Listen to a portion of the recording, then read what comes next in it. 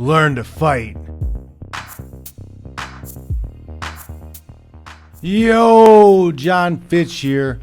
I got another episode of Learn to Fight for you guys. And this one is another great example of the fact that guns are not magic. They are not magic. Knives are not magic. Pepper spray, mace, they're not magic. You must train to use these devices. You must train weapon retention with these devices. And that involves a lot of grappling work, all right?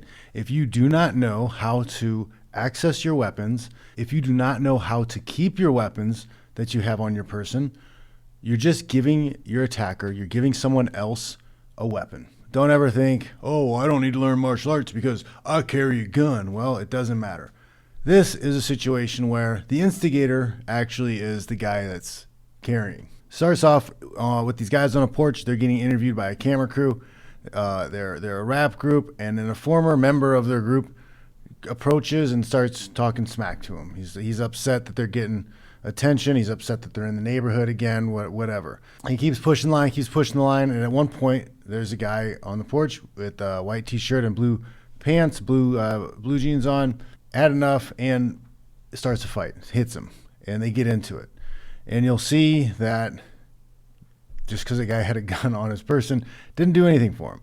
You'll see at a certain point in the fight a struggle for the gun, and it's taken away.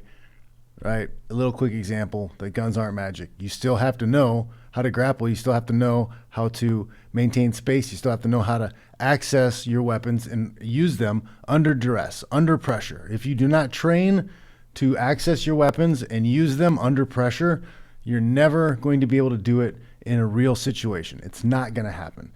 Guns aren't magic. Weapons aren't magic. Just because you have something on your person doesn't mean you're going to keep it. Doesn't mean you're going to be able to use it. Right? We're going to watch this, and I'll show you guys what I'm talking about. Here we go. Up on the porch. Punches start flying already. The guy with the blue jeans and white t-shirt actually looks like he knows how to move a little bit. He does a little hip toss, throws him on the ground. Red pants is just trying to grab and hold on. We got ankle control, passing the ankles to the side. Punches, ground and pound coming in. He's throwing that punch north-south. And he's in control. He's calm. He's telling everybody to back up. This guy kind of looks like he's trained a little bit in some MMA, or at least he's had a lot of street fights and had to learn some stuff. And then, like, see right here, reaches to the waistband, fighting over it. Takes the gun away from the guy. Very easily could have just started shooting the guy if he wanted to. But wait a minute, he had a gun. I thought guns were magic. No. Just because you have one doesn't mean anything. We go back to the porch to see this. The guy's talking. He's making threats. He jumps on him. I don't know if they saw the gun before and they knew this guy had a gun on him and that's why he did what he did. That is probably what he could argue in a court of law if there's litigation involved in this, if he gets arrested, if he gets a civil suit filed. He's probably going to be like, I saw he had a gun and I wasn't going to wait for him to deliver on his threats that he was making towards me and my people. I felt I had to do something. And then he puts a little beat down on him, gives him a warning, and then takes the gun away from him. Smart. Don't let the guy, after you just beat the guy up, that's probably not a good idea to let him get up with the gun still on him. But prime example. The guy in the red pants did not have any training. He had no idea about weapon retention. He had no idea about what space management. Got way too close, and talking smack was taught a lesson. Again, this is not bad. Not great technique, but it looks like there's a little bit of knowledge. Hits this little hip toss right here. Maybe he's had some junior high wrestling. The ground and pound looked pretty good. Not too bad. Controlling the ankles. And then things calm down, settle down. He makes a move, grabs a gun. I probably would have made a move for that gun way faster. It's too much of a risk. But you see, maybe I'll hear people arguing about, oh, well, he didn't have a concealed carry holster and blah, blah, blah, blah, blah. I don't care. It's still not automatic. It doesn't just happen. The gun doesn't just materialize in your hand. Pew, pew, pew, pew, and you get to shoot it. And even if this guy was able to pull the gun once he was on the ground, after this guy got thrown to the ground, you're thinking, oh, well, Maybe if he had a proper holster on, he could have accessed the gun and then shot the guy from his back. Even then, you shoot a person one time, chances are you're not going to hit them in the head. You have a strong chance that you hit them and they take a while to bleed out. They could take 10 minutes, 30 minutes to bleed out from that one bullet you shot. They can keep beating your butt, keep beating your ass while they're bleeding. They could take the gun away from you. We saw in a previous video that security guard shot the guy in the neck. It took 11 seconds for that guy to bleed out from the neck wound and die. But in that 11 seconds, he was able to get 5 or 6 shots off on the security guard. Like, you're taking a huge risk.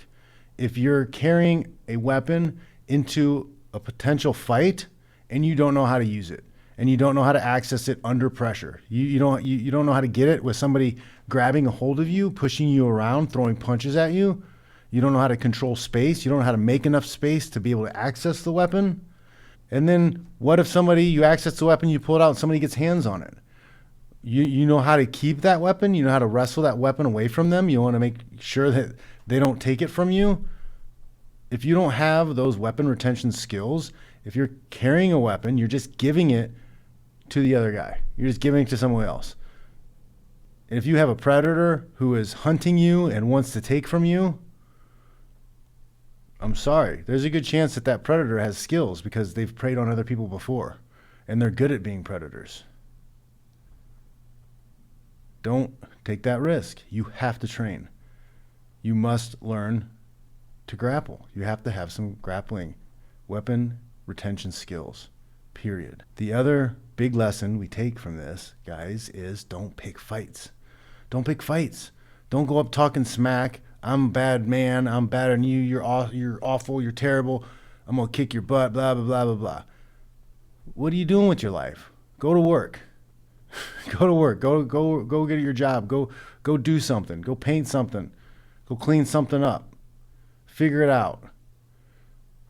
Don't be making threats to people who can clearly whip the crap out of you just because I got a gun. I got a magic gun. It makes me tough and invincible. It doesn't. It doesn't. If you do not know how to access it, use it correctly, under pressure, you're just giving it to someone else. You're just giving it to your attacker. Dumb. Don't be dumb. There's a lot of dumb ways to die, guys. Don't let not knowing how to defend yourself be one of them. You have the option to not let that happen to you. So there you go. There you have it. Guns aren't magic. Guns are not magic. Just because you have one doesn't mean that somebody won't be able to take it from you. You have to train. You must train. You must have some grappling. You must be able to create space, maintain space, access your weapons, your firearm, your mace, your pepper spray, your knife. You must be able to maintain space to draw it, activate it, charge it, make sure it's ready, and then use it accurately. Okay? It takes training. You must run drills. You must go through scenarios. You must condition your body and your nervous system to react the way you need to so that you can find your way through that scenario and survive. There's no ways around it. There's no fancy, cute tricks, guys. You can't be cute about it. It's going to take work. You're going to have to get your hands dirty and practice. You're actually going to have to practice some of these things. You're going to have to run some scenarios. All right? Get into a gym. Find a program. You can get my free Intro to Practical Self-Defense course. Go to the description below. Get that. Learn some basics.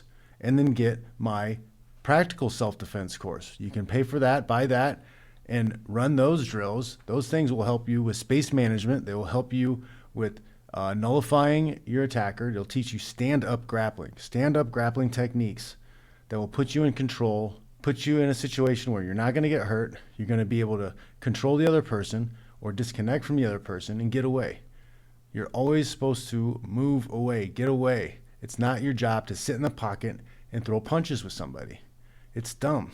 It's really dumb. You're going to break your hand or you're going to get caught and knocked out. And then who knows what's going to happen to you after you get knocked out. When I say grappling, I don't mean hit a double leg and mount the guy or roll underneath for a leg lock or whatever. All those techniques, they work in fights. They do. They work in sports competitions. They do. They could work in the street, but there's a lot of risk, and there's no reason to take that big of a risk. You're not trying to win a championship belt. You're trying to survive and get away. Leave your ego at home. You don't need to have your ego with you in the street. It's not worth it. It's stupid. If you want to fight people, go to the gym and fight people. Fight people who know what they're doing. Fight people who aren't going to shoot you afterwards. All right? Fight your friends so you don't get fights in the streets. But most importantly, if you really feel the need to carry a gun or a knife or pepper spray, which if you can and you're in a state you can and you can get the concealed carry license, or you live in a constitutional carry state, I highly recommend it. I'm all about it. Yes, do that. But you better train. You better train. You better get some jiu-jitsu in. You better get some grappling in, some wrestling, something. Take my course. Figure it out. Figure out a way to control space, to control elbows, posture, angles. You need to do that. They're all essential to being able to use your firearm, your knife, your mace, your pepper spray effectively, your tasers effectively. They're not magic. Weapons aren't magic. They are great force equalizers. But if you do not train to use them under duress, under pressure, it's useless. They're useless. And beyond useless, they're really giving your opponent something to use against you, your attacker something to use against you. Don't do that. Don't make their job easier. Your job is to make it as hard as possible for them to do bad to you and get away unhurt. Get away. You don't need to finish them off. You don't need to choke them unconscious. You don't need to submit them with an armbar or a triangle. You need to go home. You need to get home without having any medical attention, without getting sued, without getting arrested and going to jail. That's your job. All right? Keep it real, guys. All right. Thanks for watching. Appreciate you. Make sure you like, share, subscribe. Sign up for the newsletter, johnfish.net. I'll check you all later.